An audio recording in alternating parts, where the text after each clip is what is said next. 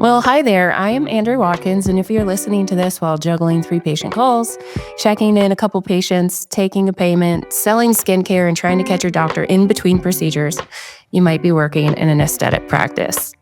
And I'm Blake Lucas, and this is Practice Land. This is not your doctor's podcast. Welcome back to Practice Land. This is Andrea Watkins. Thanks for listening and joining us back here to talk about the most interesting topics in aesthetics. We have Alli Petrella back with us today. She's been a regular guest to help us talk about and work through lots of topics that we encounter in the practice, from the front desk to the consultation, patient care coordinator role, and beyond. So welcome back, Alli. Thanks for coming. Thanks. Excited to be here.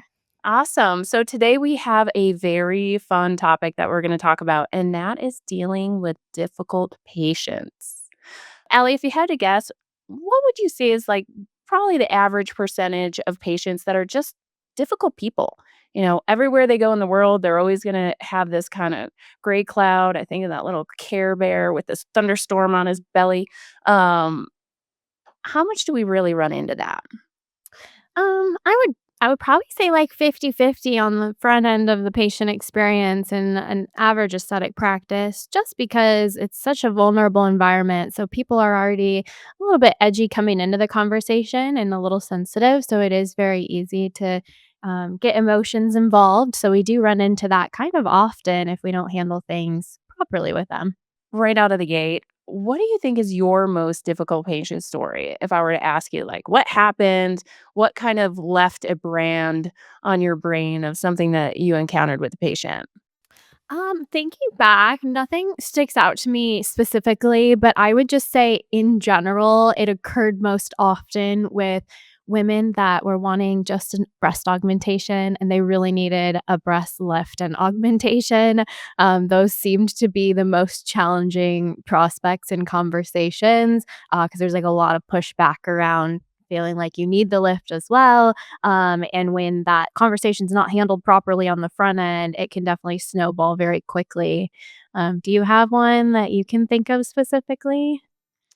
Um, I have a few. I think the thing that lends itself to be quite difficult is if a patient isn't satisfied after surgery. And I think in the over 5 or 6 years in the practice, this maybe only happened 2 or 3 times, but anytime that a patient wants to throw out the word botched, that really becomes quite an issue. There's a show called Botched. People throw the word around. It might not be quite as popular today as it was even a year or two ago. But that just starts off very aggressive when that type of verbiage is used from the patient. Obviously, nobody wants to be in that situation. And so I remember one specific patient that was throwing that word around quite a bit. And so meeting them where they are and really helping them feel validated, which we'll get into in our conversation, was really, really important. But that one was definitely pretty tricky. So having you have over a decade of experience of working on the front lines, talking to patients, what are some of the common signs that a patient is on their way to becoming difficult or upset, do you think? I think early on you can tell by kind of the nature of the questions that they're leading with and how resistant they are to cooperate with you or kind of follow your process or answer the questions that you might be asking them. I usually could pick up very quickly if somebody was asking very just direct questions that you can tell they already had written out and they're not willing to answer your questions in return. As we've talked about previously, on that first phone conversation with a prospect, we have to lead with a lot of questions on our end to be able to answer their questions. And some people will not like that. So if they ask a question and then you're kind of absorbing that, but then asking a question back and they're pushing back, or maybe they're asking, why do you need to know that? That would always be my first red flag, is if I ask a question like, how long have you been thinking about this? And they're like, why do you need to know that? well, this is kind of unpleasant suddenly, and I don't know what happened here. But that's Yeah. usually kind of telltale signs that they're a little bit on edge. So we need to gently handle the rest of the conversation. And then same thing goes for not only if they're questioning you and what you're asking, but if they're questioning how doc does things or what his techniques are or how you guys run your process. If they're starting with that, if those questions are normal to come up, everybody's going to wonder a little bit. So if those questions come up a little bit later in the process, that's totally valid, and we can always explain to them why we do things the way that we do. There's no problem with that. But if that's the first thing right out of the gate, they're just questioning everything, it's usually starting to raise some alarm flags for me. Yeah. I think also just tone. Some people are tone deaf and maybe they may not mean it, but in most cases, if people are very short, we've all experienced it. Someone calls, yeah, I need to know blah, and just very short about any answer, not wanting to even tell you what their name is so you can have a person to person authentic conversation with them. Why do you need to know my name? I like to use people's names when I'm speaking with them so that, we can better further our connection. So I think what are some of the ways that you spot these things that you've just talked about early on? I think it can be challenging when you're new to the role, but what I've seen with highly trained PCCs across the US and then in my own experience is once you've talked to enough patients and you've seen them go through their entire journey, you can usually tell within like the first 5 minutes of being on the phone with somebody if they're going to be a challenge. And it's kind of your job to just decipher, is this an all around challenging person, or is this someone that's just feeling a little bit of anxious or anxiety and that I could kind of handhold and get to a better place conversationally. So yeah, I think it's just something that you start to sense with how they're communicating with you and how willing they are to follow your lead. And if they're extremely resistant to that, then you need to really slow down and think, where do we need to go with this? Mhm. Exactly. And I think too, something that we only experienced a few times, but there will also be patients that'll call and they'll be like, I want to talk to the doctor. And I always found that so interesting because I'm thinking if you're calling a practice and you really think this doctor is a great doctor, don't you think they have a team around them that's going to do this administrative type initial screening of patients? Like no doctor that's established is going to be sitting around answering the phone and waiting for a random patient to call them from their website so they can talk to them directly the first time they talk to anyone on the phone. Yeah. So I think having those demands right out of the gate is also another easy way to spot people that are really gonna be challenging. I think when they're very demanding, it can definitely be a red flag right away. Like, we love a gal that knows what she wants, but if they're, like, demanding and trying to pull things around and thinking that they know the agenda, then, it's starting to raise some red flags, and we know that we need to reel it back in and reel the track of the conversation early on. Mhm. Also, I think something that, I've experienced in the past is when people are very resistant to the process, that's also another big red flag, and you can spot it early. Because if a patient, "Yeah, I would love to have you talk to this person. This is what's gonna happen. You're gonna have a great conversation, yada, yada, yada." Well, why can't you just tell me that? That's obviously a very easy way to spot somebody who's not actually interested in learning and really pursuing the process, but they just want what they want, and they're not willing to be guided or led. Where would you typically go with that? Like, if you saw those red flags and started to see that resistance early on and saw the potential of somebody becoming an angry or challenging patient, how would you typically approach that? The same way I would approach any situation in life when someone seems like they might be getting angry or frustrated with the way that we want to do things is by providing why it's valuable to them that we do this. Of course, we have our own value internally of why we have a process because, this is what we know works the best. However, they don't care about that. So to explain to them, well, it's best for us if you blah, blah, blah, blah, blah, like, they're like, "Wah, wah, wah. I don't care what's best for you. I'm the patient. I'm the person that might be paying you, so do what I want." So what we have to do is we have to flip the script and say, "You know what? I understand that this might be a different process you've went through maybe on other calls or other places that you've investigated, but we wanna make sure that we get the very best information that's accurate to your unique situation. And so in order for us to do that, I really want you to talk to Allie. For example, she knows all the right questions to ask so that when she does give you that information about planning, about recovery, about price ranges. It's actually accurate to your unique situation, and it's not just a big random number that doesn't mean something specifically for you. Yeah. So if you flip again, if you flip the script so that someone is understanding why it's valuable for them, typically people that are actually invested, they're going to understand that and say, "Oh, okay, that makes Mhm. sense now." Yeah. Instead of just thinking that we're pushing them through, our gates because that's the way that we wanna do it. Absolutely. Did you have any regular practices that you'd recommend or processes that are good for kind of monitoring for those problematic patients before they occur or any Yes. routines? Yeah. I actually was right before we were recorded, I was just on a call with a client, and, she's a PCC for a, practice in Manhattan, and they have a special way that they label their difficult patients right out of the gate, and they call them room 4 because they have 3 exam rooms, and so when they say, "This is a room 4 patient," it's basically, "This is somebody that we don't want in one of our rooms." Mhm. So having something, just a common thing within your team that we can start identifying and letting our other team members know this could be a difficult patient, really, really important. Red flag. So we used to have a process when I was in the practice where 2 red flags, me as the COO, I would call the patient. If they're being abrasive, rude, short, snotty, whatever you want to call it, with the front desk.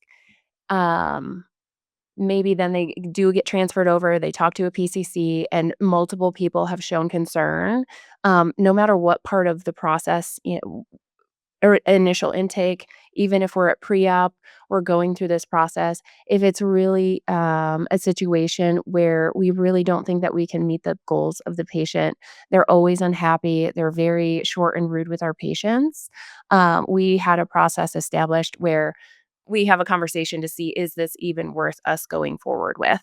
Because we ultimately, all of us, I think, we serve patients because we wanna help people change their lives, and we need a job that's making us feel good about what we do too.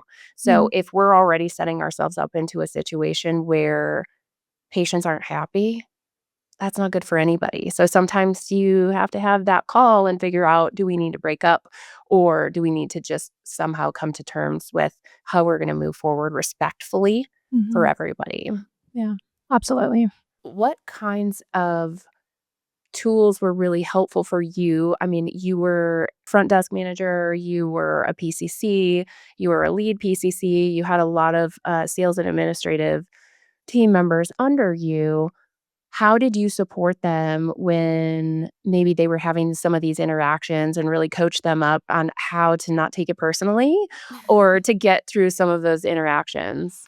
I always, number one, would just encourage patience. I think when you're on the phone with somebody who's really worked up, it's very easy, and I'm speaking from personal experience, to get worked up yourself and to take it personally. And then the whole conversation escalates, and then we don't end it properly. And then it just leads to more issues. So I would always encourage everybody to just slow down in that moment and allow the person to talk.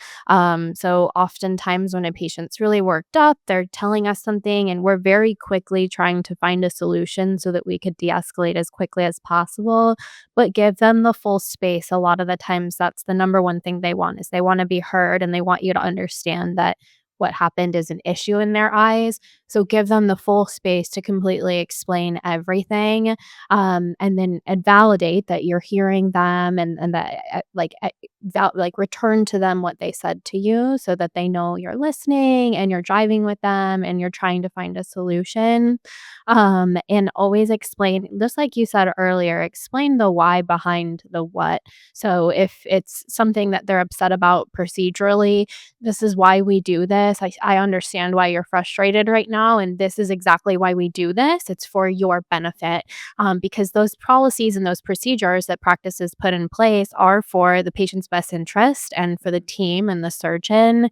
And oftentimes, the frustration in these conversations arise from a patient desiring something that is not the optimal benefit, and they just don't know that it's not the optimal benefit. Like if they want to make their own surgical plan based on, I just want liposuction, even though they've had 3 C-sections and they have some sagging skin in the stomach, they just don't want a scar. But on our end, doing the liposuction is going to cause more issues for them. And so we want to explain to them, if this is what we were to move forward with, this is what you would experience.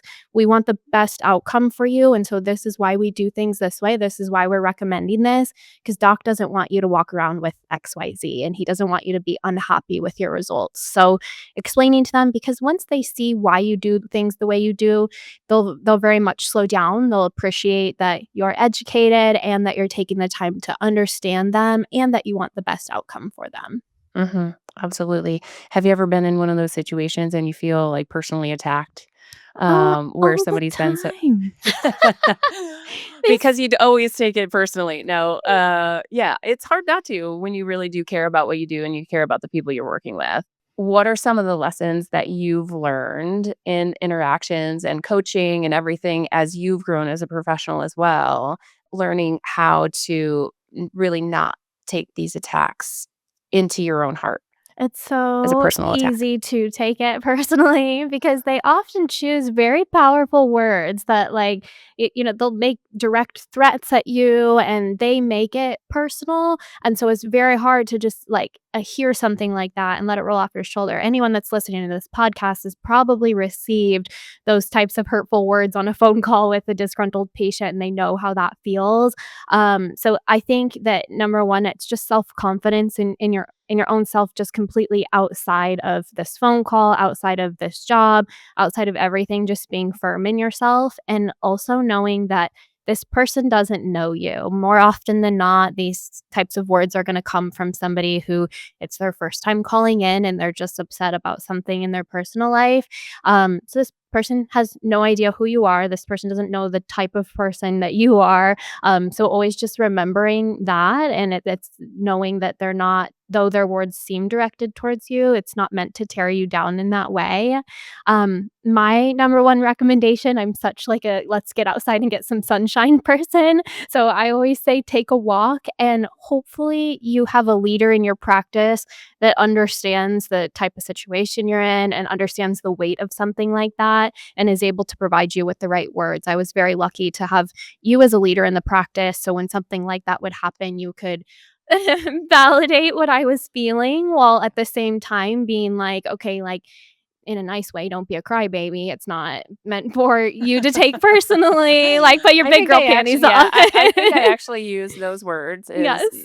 "Don't be a crybaby, Allie." And then, just a little personal tip I have is, there's always mixed feelings about recording your phone calls. I personally am a gal that loves to have everything recorded. So every phone call, whether it was inbound or outbound, I always wanted all of my phone calls recorded because Andrea could vouch for it. As soon as something would go south, I was immediately in the office with the recording, and I'm like, listen to this. Like, what could I have done better? And you don't know until afterwards. So when you take that to somebody else and get an outside perspective, and we just did it the other day as well in like our current role, I was like, what could I have done differently here? And you were able to identify a lot earlier in the conversation where we could have adjusted our verbiage. So that's always helpful because when you can walk away with a learning, you're going to grow from it. If you're just kind of taking it and trying not to take it personally and then moving forward, it can be a little bit more challenging to drop it. Yep. Using it as a learning opportunity, is key, I think, to understanding that this doesn't have to do with me as a human being and my value and my worth here, but it really is an opportunity. First of all, hopefully everyone listening here, and I know some of you don't, but I really hope that the majority of everyone listening has a leader where you have a relationship of trust and mutual respect, because that's the foundation of feeling comfortable with those recordings and going to someone and saying, "Hey, this didn't go as great as I wished it would have gone. Could you really help me identify maybe what I could have done differently. So I love that perspective, Yeah. because it's really important. And that there are going to be difficult patients that give us this opportunity to grow. So maybe silver lining is thanks for being difficult. You've made me a better human. Mhm. Or maybe not. And we can just tell them to take a walk. Um, anyway, so we're talking about like patient interactions and how we deal with that. Just maybe the conversations that we have with them. But what about patients that are difficult? They might be great people. To be completely honest, guys, I was the difficult patient when I way before I worked in this industry. I was the person that had a lot of questions. I did a lot of research. I needed 2 consultations with the doctor before I secured my surgery date. It's how I got into this industry, right, was as a patient. I was one of those people. I'm a nice person, I think. Maybe don't ask everybody. Sometimes. I mean, they might say something different. But I'm generally very open. But I'm also very detailed, and I'm a super nerd, and I need to feel confident in the information that I'm gathering and that I'm getting. So how do you deal with those patients that are difficult? They're not bad people, they're not assholes, but they're just like lots of questions, need extra nurturing. They could end up being a very big ticket procedure. We're going to change their life. They're going to be our biggest advocate ever in the history of life, Yeah. which, you know, I kind of went through that as well, right, with my surgeon. And they're just not easy Yeah. because they don't just like, "Okay, whatever you say, I trust you." Like, they really wanna cross all their T's, dot all their I's. They're not gonna guarantee you that they're gonna book their surgery. They need some time to process. How do you deal with those patients as a PCC? I love that question because it is such a fine line between this person is a challenge and this person is just anxious and this person's very detail oriented. And in the case that it is the latter, it is 100% your job to take their hand and walk them through the process. Mhm. So decide first, like make sure that you're evolved enough as a PCC to be able to identify the difference. And then once you have identified that difference, if you're recognizing that this is going to be a great patient, but they just need more hand holding, walk into every conversation that you're having. I mean, across the board, but especially with them with additional grace and patience, and know that more questions are going to arise with this type of person, and be as clear and as detailed as possible with everything that you're telling them. Clarity is So kindness. How many times do we exactly. say that? Clarity is kindness. Right. Yes. So make sure that everything that you tell them, you're explaining, this is why we do this. And I love always providing the why, because for people like that, they're very appreciative and you can debunk a lot of their questions before they even raise them. And then they're going to see that you recognize the type of person that they are and that you're trying to be helpful for them. And it's going to naturally ease that anxiety. And then another thing is just emphasize kind of the relationship piece of your communication with them so that they have a lot of trust in you. And when somebody that has that high anxiety knows that the other person on the other side of this is consistent with them, they know what they're talking about, and they're going to always have the right answers. Or if they don't, they're going to find the right answers. They're automatically going to disarm a little bit more and know that you're going to provide them with what they need, so they have peace in that. Hmm.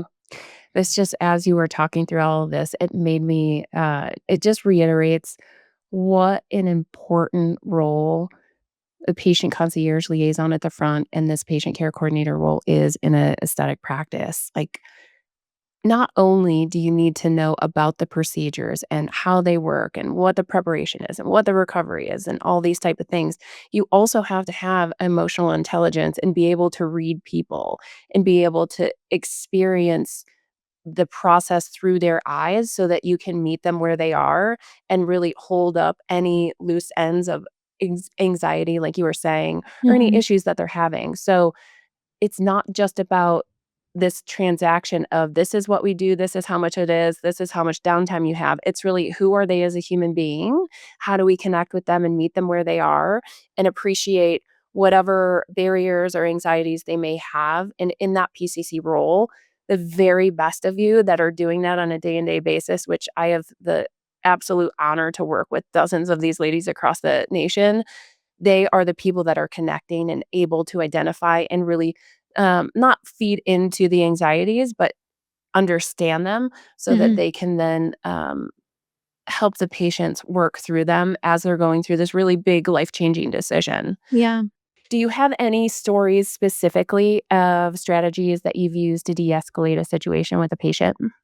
I would say again, just make sure you first listen and allow them to talk. Don't try to cut them off. Don't try to cut them short. And then the biggest thing for me, and a little switch that I had to make in my brain that was extremely helpful, is just it's never you versus this person. It's you and this person versus the problem. And that's whether it is a challenging patient that we need to break up with, or if it's someone that's just high anxiety and we want to get them in surgery and we want to get them all the answers. No matter what, everything that you're approaching, like you said, we're approaching it with human connection forward, and just knowing that together you and I are going to solve this. It's not something that needs to cause tension between you and us or you and our team. We're a team now and we're all going to get through this together. Mhm. And then for those patients that we just don't wanna get through it together, um, sometimes that happens. Mhm. Obviously, none of us are in the business or going to have a business if we're always looking for patients to fire by Mhm. any means. Yeah. How would you suggest that our listeners bring this attention and have a process, bring it to their leadership and say, I really don't think this is a good fit."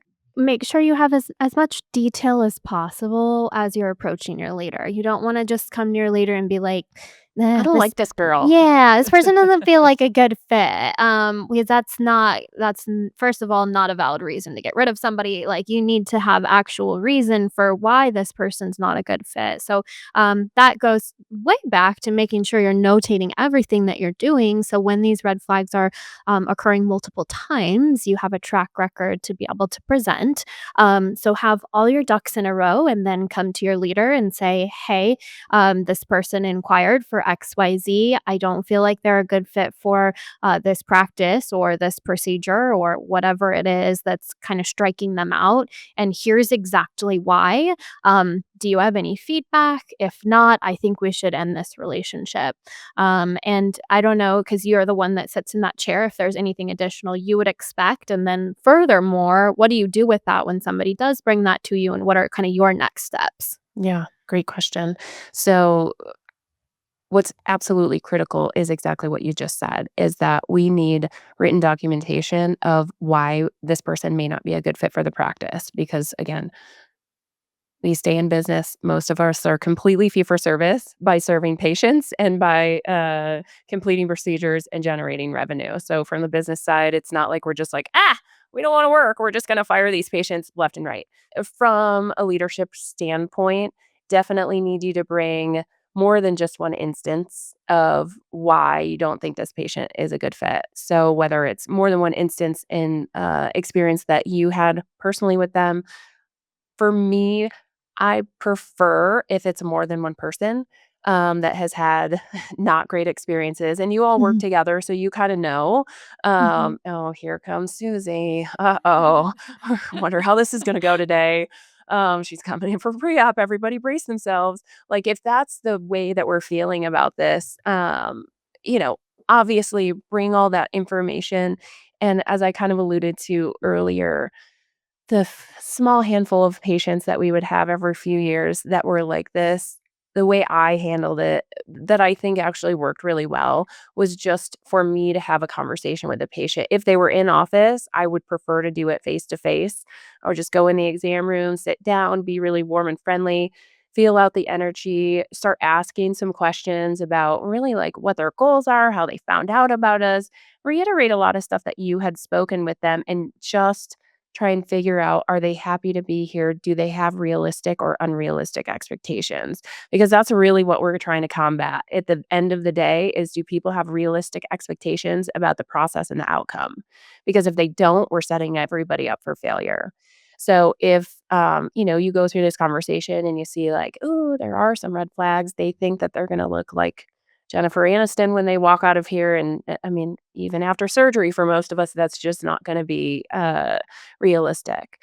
Or, well, they start talking badly about the team and their experience with one and or another person. Then we start to have the conversation about, well, are you happy to be here? Do you think we're going to be able to meet your goals and meet your expectation of the experience and the outcome that you want to have? Because we want you, when you're done and healed and recovered, we want you to just be absolutely thrilled that you came and that you were a part of our practice and a part of the family here. And if they can't say that and they're like, well, I really don't like that one and I don't like this one. And I actually saw some before and afters that I was not happy about. And I can't believe that those scars are blah, blah, blah, blah, blah on this one. Then that's where we really pump the brakes. We're like, you know what? Maybe we should postpone this and just kind of sit on it, think about it for a little while because our goal is for you to be happy. And you're already going in expecting things to go wrong and having maybe some doubts. And so we don't want to move forward until you're 100% on board that we're going to be able to give you the result and the experience that you're looking for. Sometimes we have difficult patients because they're just like over the top as far as like needing some really additional handholding. Um, what about the patients that are difficult because they seem really great, but then they, like, cancel, they reschedule, they cancel, they reschedule, like, to me, that's also very difficult. How do you best handle that? I think that's the importance of having policies and procedures in place. I'm like somebody who never will recommend, if I'm leading someone, I'll never recommend like saying that to a patient, like, oh, our policy is, because that just sounds like icky. We're providing a concierge experience. We should not really be saying that. But in certain situations, like, yeah, it's nice to be able to lean on that and communicate it in a more productive manner. So when you do have somebody like that, like sometimes we can do favors too, because on the front end, it is a sales role. So we want to be their friend. And so sometimes somebody will call us within like our cancellation period and they really shouldn't be getting a refund or something, but it really is an emergency. And like maybe we'll extend a little grace. And then if that person abuses that and tries that again, that's when it becomes problematic. So first of all, if you're ever going to do a favor or you're ever going to try to be friendly, make sure you're communicating that you're doing a favor. Like, hey, just so you know, our policy is it's a 48-hour cancellation policy. We're already within that 48 hours. So we shouldn't really be refunding this right now, or we shouldn't really be rescheduling this without a penalty. But I totally understand your circumstances. So I'd love to get you a better spot that makes more sense for you. But just know in the future, we won't be able to do it again. So, like, set yourself up for that success so somebody's not, like, a repeat offender with, I love that. like, going against the policies. Love it. And then if it does happen again, just be like, "Hey, remember last time we talked about the policy, and unfortunately, since this is the second time, like, we do have to, go ahead and follow that, and that was gonna prevent it from happening a third time. So if it does happen a second time, you already set yourself up and you don't feel like the bad guy. It's easier to communicate that way." That couldn't have been said any better. Way to go, Allie. Yay. Perfect. So as we're wrapping up here, what do you think's the one thing that we need to take into our practice and into our day to put into action as far as difficult patients are concerned? I would say, like, let's get over the fear of parting ways with a challenging prospect. I think that, again, at the end of the day, in the PCC perspective, this is a sales role. And so we don't want to lose opportunities. We do want to get these people what they want and we want to connect them with the right resources. But if somebody is consistently problematic, do not be afraid to end that relationship before it does start. And that means if those are very significant red flags. So work on your deciphering between this is a red flag person and this is just a challenging person who I can hold their hand a little bit more. Because I will say it's extremely difficult to mend a broken relationship after the surgery is already done. That's something that we learned in practice. It's a lot easier to end something before it starts than it is to have a unhappy post-operative patient, and trying to mend that relationship is going to be challenging for you, your entire intake team, for doc, for your managerial team. Nobody wants to be in that situation. Absolutely. I was just going to add that point on the very end is that if we're having difficulties up front before we're doing surgery, just imagine what they're going to be like at their worst, which is Yeah. post op.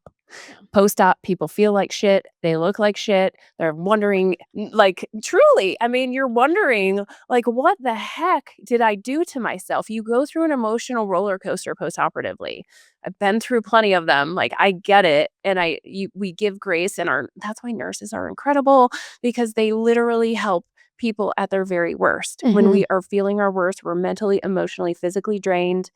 This is not Disneyland by any means. And so if we're not at our best at the very beginning and we're like trying to get this process going, how are we going to be on the back end for our clinical team and for our doctor and for the people that are going to be caring for our patients at their very worst? Yep. So thank you so much, Allie. I think all of those points are very valid. Hopefully that's helpful for our listeners. You're not alone, and there are ways that we can adjust and that we can handle these not so great patient experiences. I don't want to dwell on bad patients, because I think more often than not we have great patients, but it is really important that we just address, yes, this does happen sometimes. Just remember, don't take it personally, and meet people where they are. I think those are my two biggest takeaways here. So perfect, Allie. Once again, I know you've been on here with me several times. All the links are in our show notes, but if you have a question or anything like that, how do people find you on the interwebs? I'm on LinkedIn. It's Allison Petrella, and you can send me a message, reach out that way, and I'd love to chat.